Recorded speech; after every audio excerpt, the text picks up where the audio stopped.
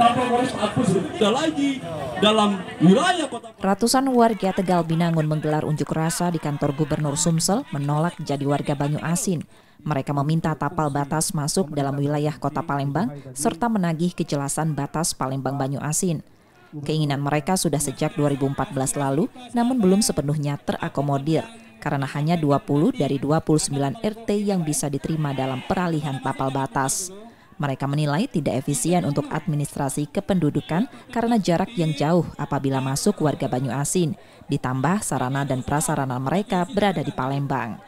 Jadi hasil diskusi tadi kami mendesak Pemprov dalam hal ini Pak Gubernur untuk memfasilitasi Wali Kota Palembang dan Bupati Banyu Asin termasuk Perwakilan Patra untuk membuat satu kesepakatan dengan beberapa daerah ini bahwa warga Taman Sasana Patra, Patra Abadi, RT 24, 25, 24, Pasal itu tetap berada di wilayah Kota Palembang.